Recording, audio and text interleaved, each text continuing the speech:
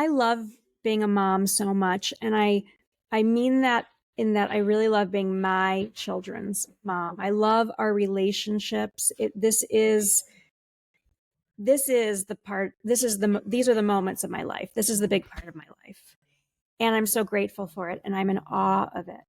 And what I've realized over the years, I think, is a terrible phenomenon, a sad phenomenon. It breaks my heart is that so many parents are experiencing parenting mostly as a stressful experience. And this is a hard conversation, really, for me to sort of just have and to kind of be public about, because it sounds like what I'm saying is toxic positivity, right? That I'm just like, everything's great and nothing stresses me out. And when I say that sometimes that I love parenting so much, what people hear is sort of a shaming that other people should love it.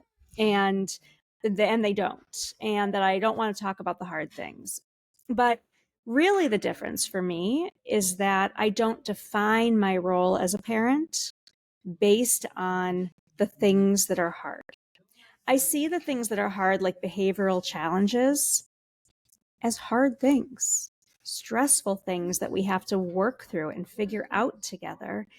But I don't see my whole role as a mother is to find magical ways to solve those little mini moments, even when they become patterns that are become threads in our lives.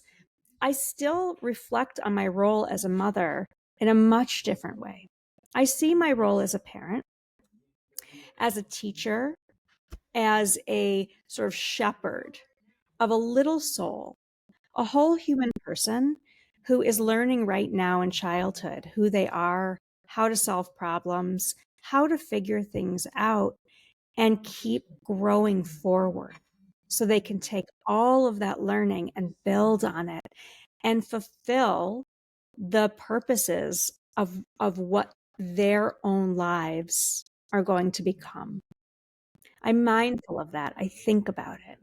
And that isn't always lofty, by the way. Sometimes that means I know what they need is that they have a person in their lives that as they grow up, that I always remain there as sort of a character, an icon, a person who liked them and loved them and challenged them, invested in them.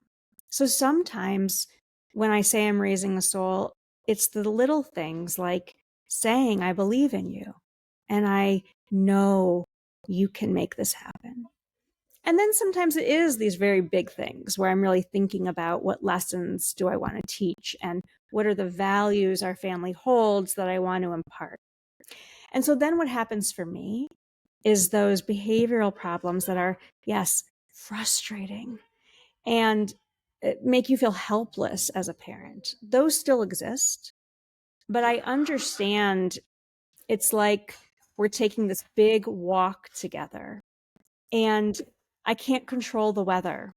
And I certainly can step on rocks that hurt and then start learning how not to, for sure, through experience. That's how I think of those behavior problems, as these sort of thorny moments that sometimes there's something to learn from them and sometimes there's not. But they aren't the whole of my relationship with my children. And so I love it and I revel in it and I surrender to and accept the difficulties rather than hyperfixating on them and believing the fallacy that my job here on this earth is to erase and buffer and magically control every difficult moment that one of my children has.